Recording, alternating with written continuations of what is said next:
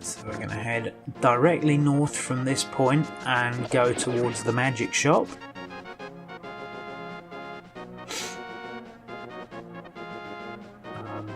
Try not to get hit by loads of arrows on the way.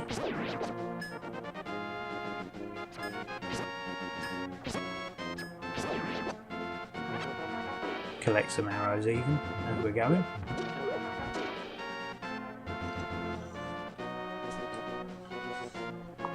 So we're going to head out towards the magic shop first, and what we can do is we can talk to the witch about her mushroom brew and then go in and get a snide little energy top up from the witch's assistant. Oh no, we're not going to do that. I thought I did do that, but obviously I didn't. But you can do that. You can go and talk to the witch's assistant in the shop, and it's much like talking to a fairy. It gives you full health.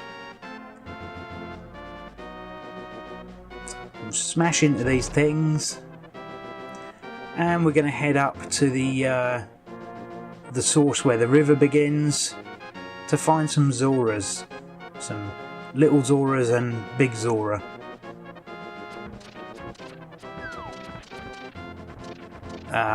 And again, this is going to cause me quite a bit of difficulty navigating because of the digital controls. I can go northwest, east and south, but it won't let me go diagonally very easily, so it's baby steps all the way, I'm afraid.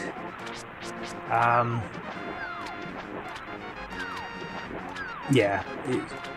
Trust me, if you think it's a bit annoying having to watch this, imagine what it was, how frustrating it was trying to play it. You know, when you get to the diagonally bits, it was not easy, let me tell you. But we're here, we're talking to Zora now.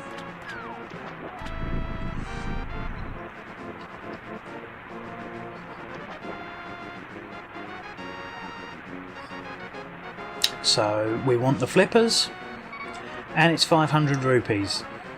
So we pay it. Hooray! We can use the magic waterways of the sea folk. What would be more useful if you could tell all your little Zora pals to stop shooting at me whenever they see me, rather than, you know, that's slightly more useful than whirlpools, I have to say. But, oh well, that's how the game is. And we'll just walk down this way and get ourselves another piece of heart, which is again another useful thing.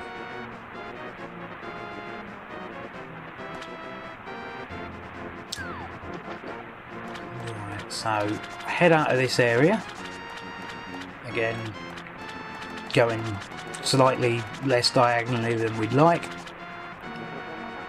and we're going to head off to the left here and to this waterfall, which we can, if I can get it right, we can swim up and enter. And this is the Waterfall of Wishing, and there are three things we want to throw in here. First of all is the boomerang,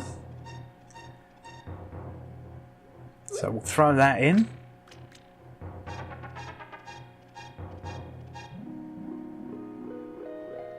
So yes, we did.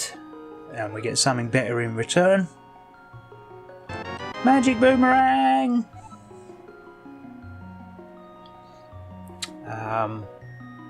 The next thing we want to throw in is our shield.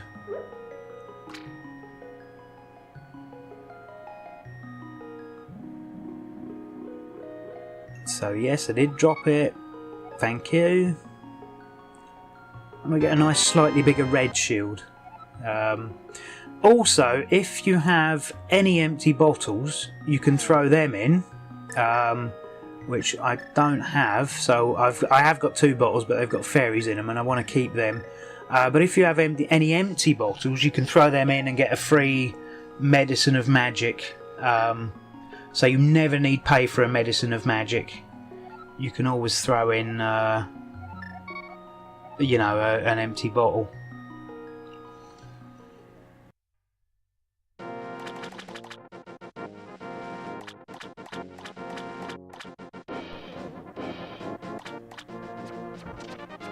Right, so now we've finished at the Waterfall of Wishing. We're gonna head this way into the whirlpool. So we're gonna head left. No, not left. Right. Sorry. And there's another whirlpool over here, which, if we jump in, should take us just north of the village. So yep, we're in a little pond just north of the village, which is the way we need to head to get to our next destination, which is Death Mountain.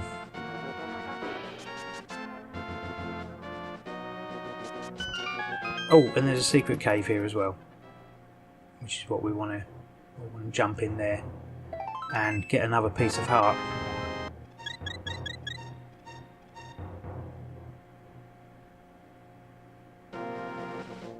Actually, before we head to Death Mountain, where we're going to go is over this way. Nothing under that rock. Because I just remembered about the secret room under the graveyard. So we're going to head there first, because we used up all our rupees, didn't we? We just spent 500 rupees on the Zora flippers. But if we lift up these stones here and then push the stone forward... Yep, do you remember this room with the rats and the little thingy? The little bomb wall thing? Well, we can just smash into that. And then head through this way, and we have pots with hearts and some bombs and 300 rupees. So there you go. Some arrows too. So yeah,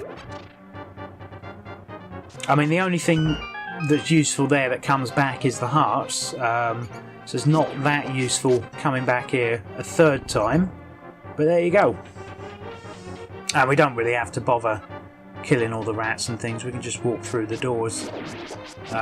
We could have done that the first time we came through, but you know, may as well see what you can get. Sometimes a rat will give you 20 rupees, but mostly it's 1s and 5s. So yep, here we are back at the sanctuary, and we can just leave that way.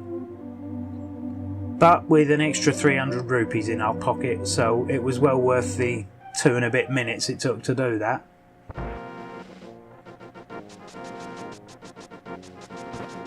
So now we're going to head up. Head north. Whoops. If I don't get horribly killed. Luckily there's plenty of hearts there to help me out. Now the vultures up this way tend to be a bit more vicious, and they don't seem to like to go away. So they do like to chase you. Oh no, they decided they were going to go away. So we're going to lift up the stone here and head through the cave to Death Mountain.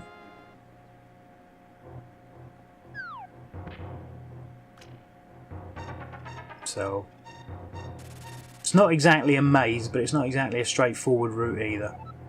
So bump into the little old guy, he's lost his lamp.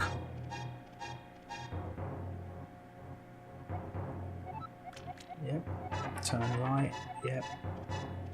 Golden power. This old guy seems to know more than he's letting on.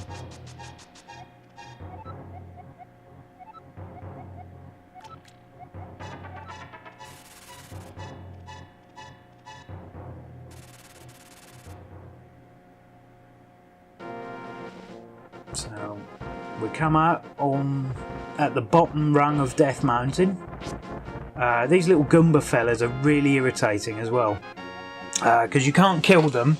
Every hit turns them to stone, and normally you manage to... Oh, we got the magic mirror. Normally you manage to turn them to stone in a really inconvenient bit that you need to get past, and then you have to wait for him to turn back and run away. So we'll talk to the guy.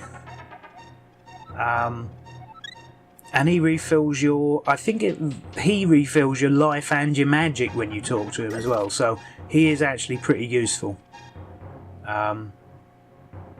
Sometimes it's worthwhile just coming to the mountain cave to get a top up on magic and life, because I'm sure he does magic as well. Could be wrong, but I think so.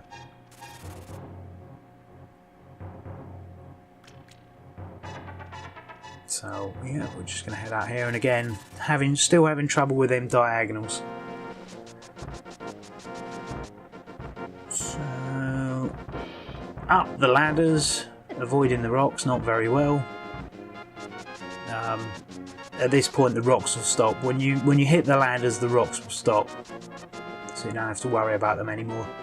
But any lower than that, and there's falling rocks. So the first thing I'm going to do is fall down just to the left of this door, because we're going to go in this cave and up to the top, up the stairs, and there's another piece of heart sitting waiting for us. Now, a lot of these mountain caves do have sort of treasure chests and things like that in them, but it's usually bombs and rupees that you get, whereas I'm only really interested in pieces of heart, because bombs and rupees you can get everywhere. So yeah, there's a little fairy pond here. There's quite a lot hidden around Death Mountain, but again, I'm only interested in the sort of unique or missable treasures. And I'll say bombs and a treasure chest with 5 rupees in it or 3 bombs isn't really a treasure, is it? Because you can get them anywhere.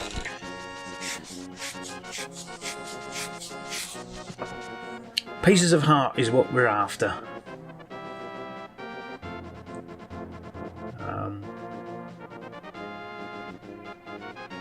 So there's another piece of heart up there, which we'll get in a second. So step into the transporter and we turn into a little rabbit. And while we're a rabbit, we're completely useless.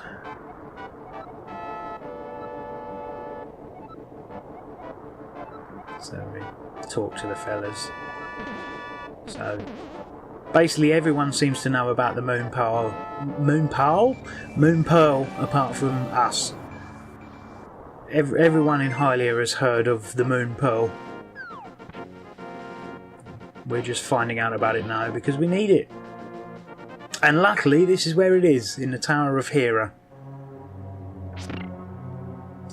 So this is pretty straightforward, but can be a bit tricky if you don't know what you're doing. The first door we're going to go through is this one here. To kill some skeleton. There's a red skeleton here. Whoops. Yeah, you can use the magic mirror to get back to the front door of the dungeons at any point. So that's quite useful. So we've got a red skeleton here. But we don't have to fight anything because we can just grab the key using the boomerang. So that's handy. Right, then we want to use the boomerang to switch the blocks. Oh, this is another mechanic we're going to have to get used to for the rest of the game now, is switching the red and blue blocks. So pretty much every dungeon in some way introduces a new mechanic to the game, so it's quite a, there is a difficulty curve, but it's quite a shallow difficulty curve. There's usually only 1 or 2 new mechanics to get used to. This is one of them rooms with the tiles, so but if we do that we go straight back up the stairs, so we have to be very precise on where we stand. And the tiles can still get to me, so I have to sort of stand like this with the sword facing out, and then the tiles will basically keep hitting into the sword. So we have to actually do something in this room rather than just stand there. So just have to keep doing that. And whoops. Always make sure your sword is out.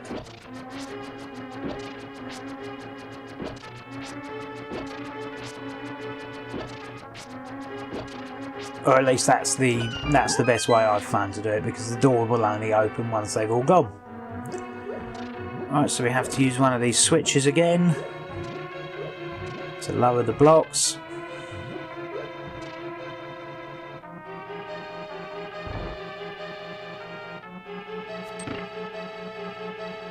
And we can avoid all the enemies.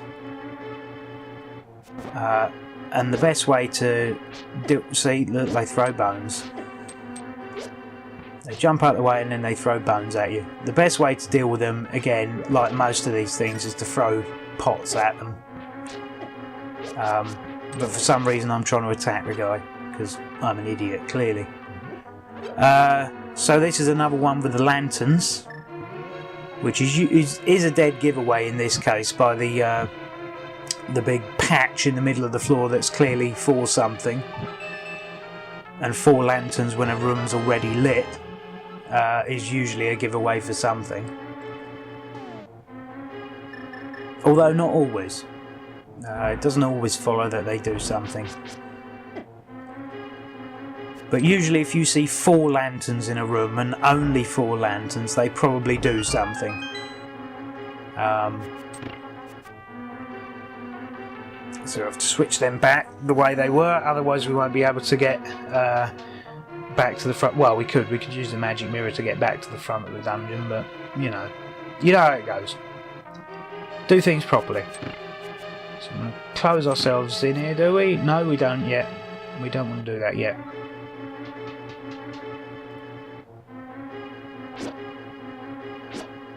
These guys have quite a bit of knockback to them, so if you're anywhere near one of these holes, don't attempt to hit them with your sword, because you'll be knocked back quite far. Right, here's another new mechanic. These little star things on the floor change where the holes are on the floor. So this is another new mechanic that's introduced. And we need to change the position of the holes, obviously, to get through the room. Because there's not a red and blue switch. So we just need to do that.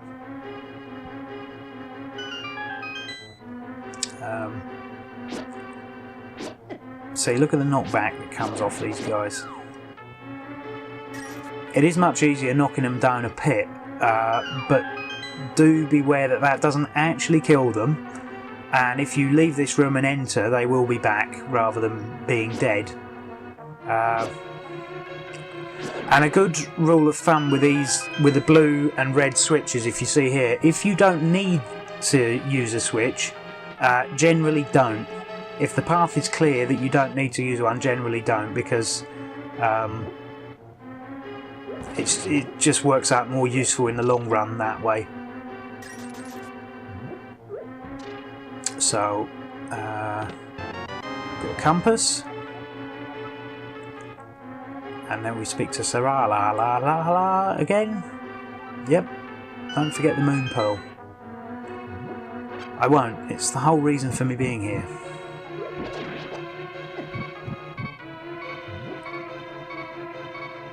So, get rid of these fire guys, because they can be a real nuisance en masse, or en masse. Say it like you spell it.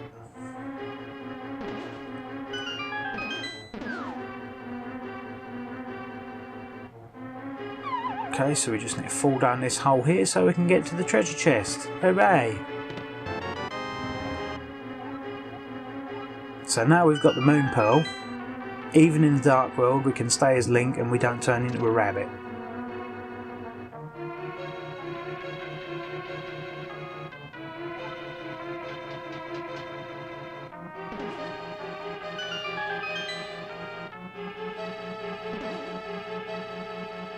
So I'm gonna kill a few of these bad guys.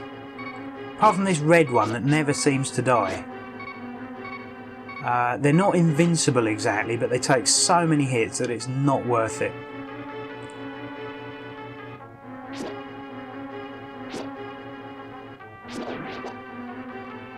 So I could throw pot after pot at the red guy, and he'll just stand up to it defiantly, just to annoy me. So look, I think that's equivalent to about 12 hits of a sword. So right, now we've got full hearts. We can go and take on the boss.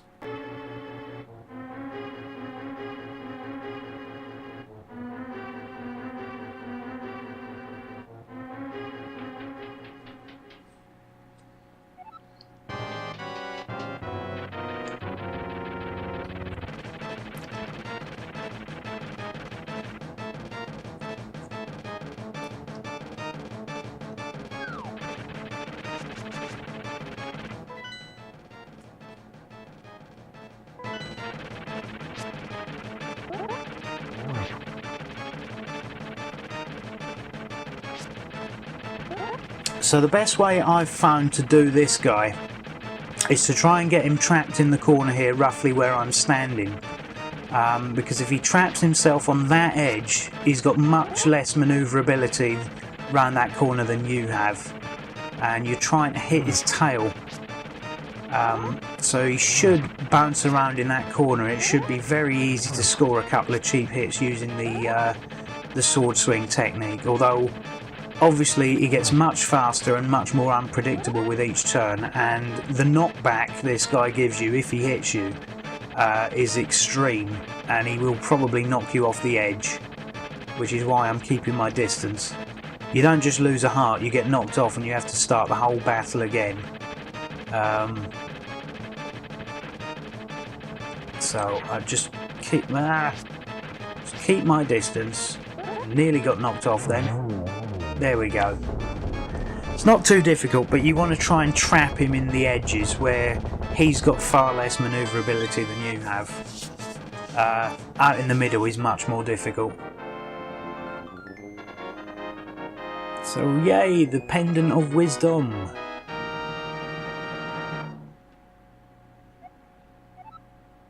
So we've got all the pendants, and now we can go and get the Master Sword. But again, there's a few things we want to collect on the way. So first of all, we want to make it back to the north of the village, pretty much where we came in.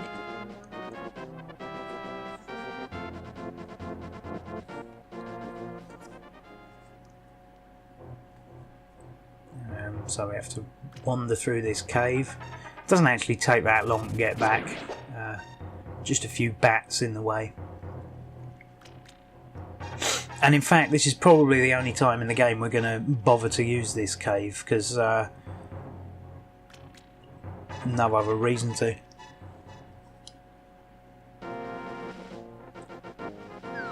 So yay, we're back at the cave. So we want to head north.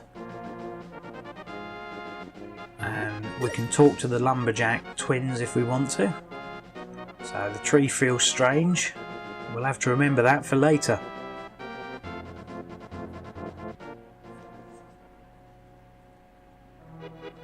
Into the Lost Woods. Now there's a few hidden bits and trinkets. As long as I don't get lost, but it shouldn't be too difficult. Right, so first of all we want to fall down here into this hidden hideout, I suppose, for another piece of heart.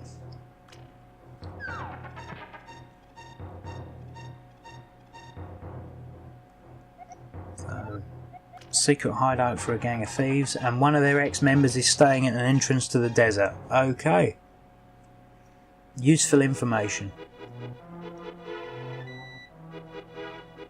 So we want to head. No, it's not that way. It's up between the trees, I think. Yep, that's it. So we want to fetch this mushroom.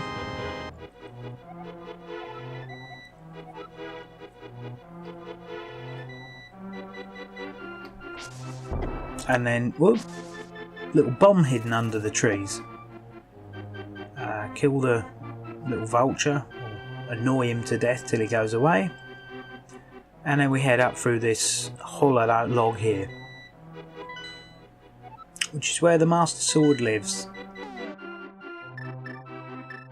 If we get the book, there's actually an inscription on the front of here that we should be able to read. Blah blah blah blah blah.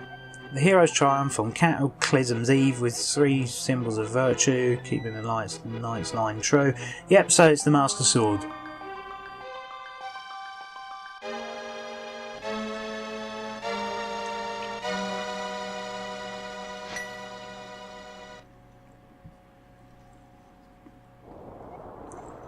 So Sarasa Halaha contacts us telepathically.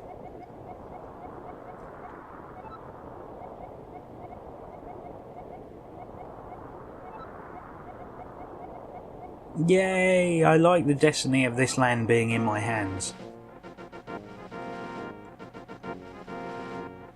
Loads of animals running about the place. Oh no, the soldiers are coming to the sanctuary.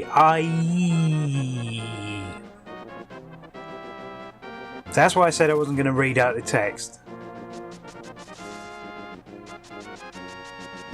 I mean, collect another mushroom. It's the same one, but for some reason it just keeps turning up there. If we were to leave and come back, it would be back there again. But we don't get 3 mushrooms, we get 1. So we just have to leave the same way we came. But you'll notice the fog is all cleared, which is nice. It's a nice sunny day in the woods.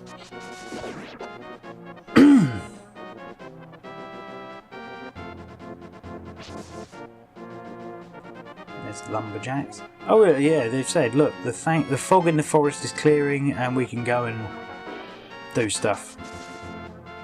Whatever lumberjacks do. Wear women's clothing as far as I know. It's what lumberjacks like to do.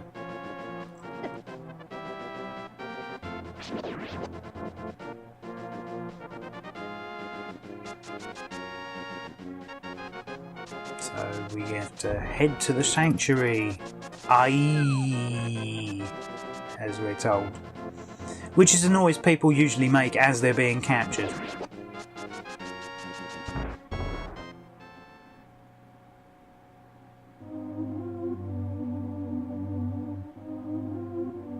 Oh no, Seiji!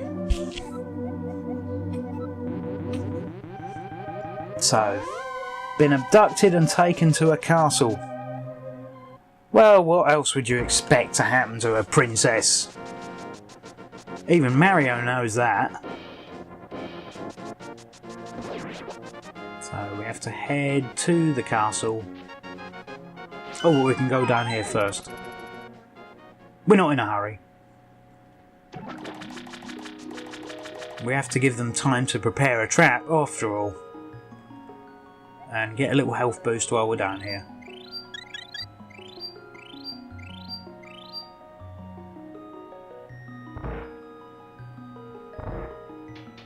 So yep, another fairy cave.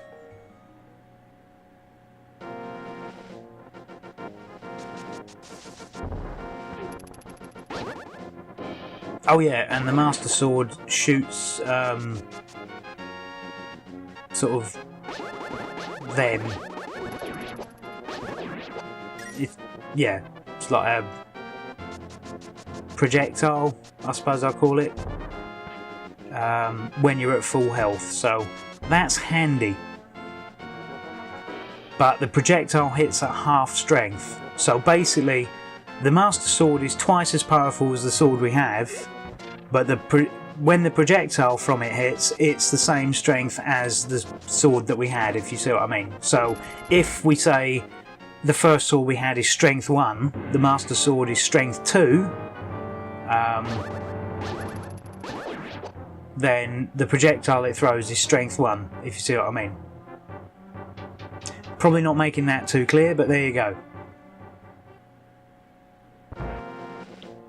But the projectile is certainly useful for pretty much all the dungeons to come.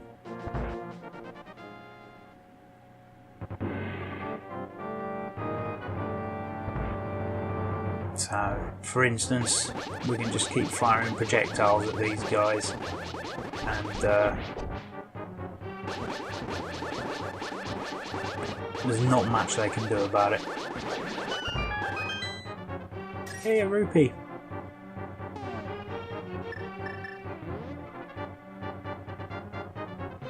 So, again, we can just keep firing projectiles and these rooms get a bit easy, to be fair.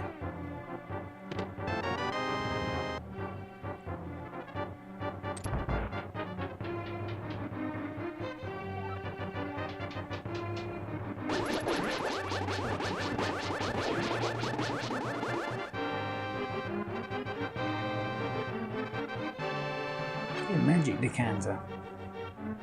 Very nice.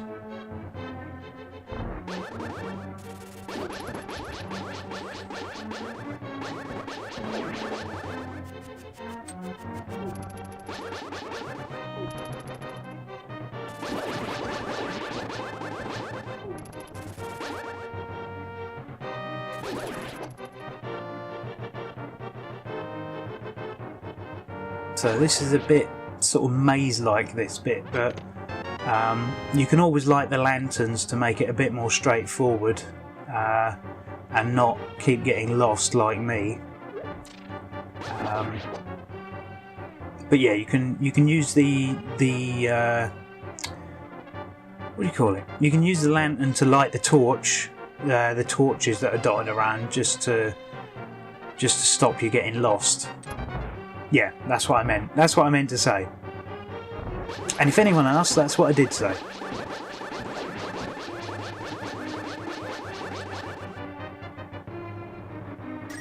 So, yeah, all that killing and all I got was 20 rupees. I'm never being a mercenary again.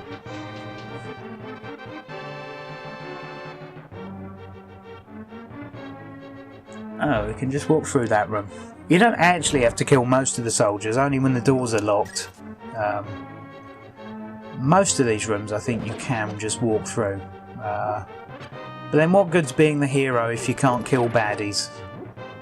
You know. Even though, yes, they're not acting, most of them, under their own free will. They've all been corrupted by magic. They still deserve to die. Obviously.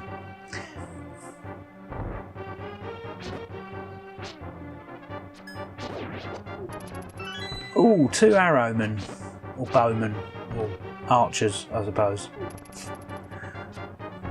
I need to learn the names for things. That guy with the sword is just being a dick. Keeps stabbing me.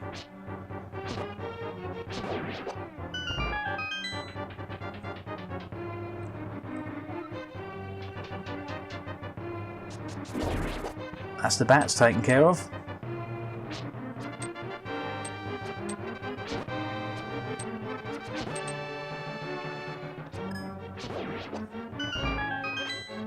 So I can talk to Sarasalahala again.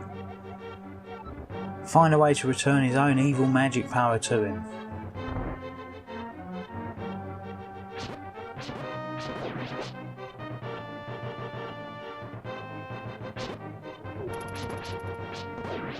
See, we have to kill him, otherwise we can't get through the rooms. So even if we wanted to spare any lives, we couldn't.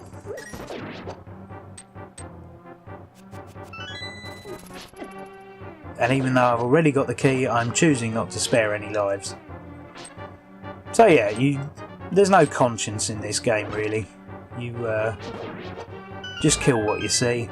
If the thing you see isn't you, usually kill it.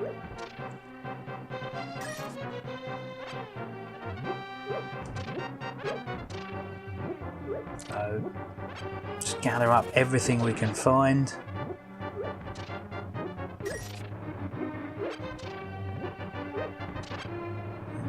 Another staple of RPGs.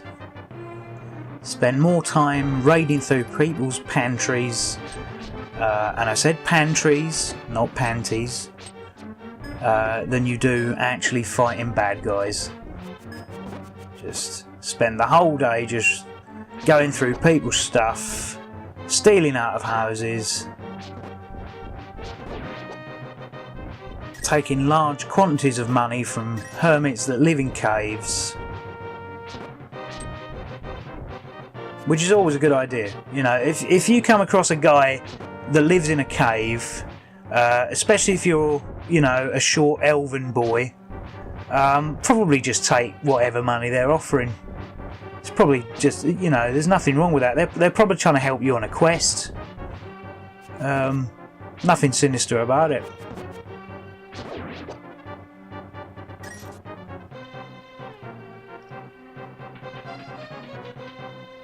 You know, especially if they're going to give you a magic sword.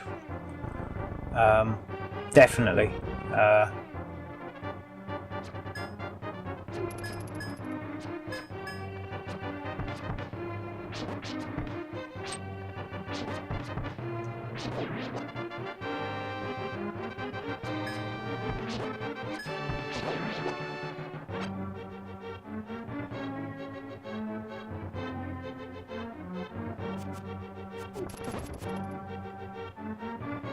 Oh yeah, you can stun these people with the boomerang as well and just basically make them walk off cliffs.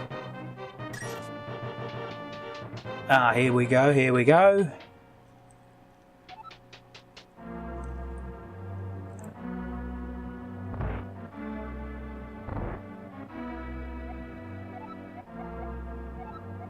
No, stand paralysed while bad things happen.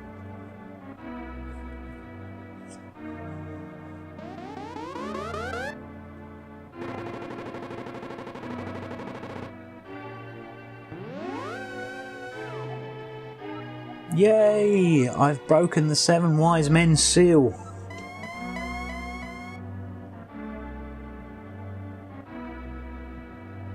Luckily we saw where he went, so, you know, only have to hit one curtain.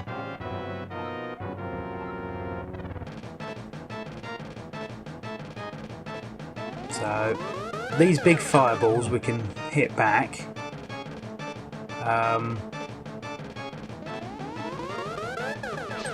It's best to try and stand side on, because when he fires the blue ones, like them, oh no, no, top and bottom, don't stand side on, stand top and bottom, because the blue ones will often hit your shield and bounce off, and if he goes top middle here, just stay out of the way because he fires lightning. Side on is not really where you want to stand, it's the least safe position. Either be up above him or underneath him. Because see, that time it hit the shield.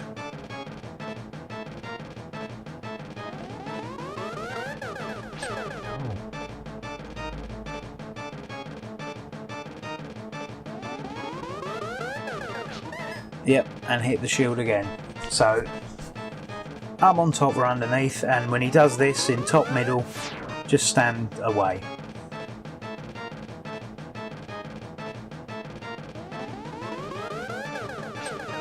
Hooray! Not ready to admit defeat. I killed you fair and square. You mad spinning wizard.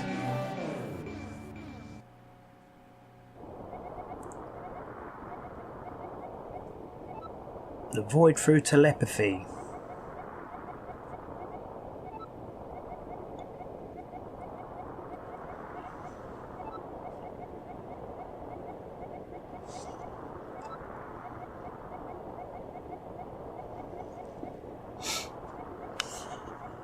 God dear, he doesn't want me to do much.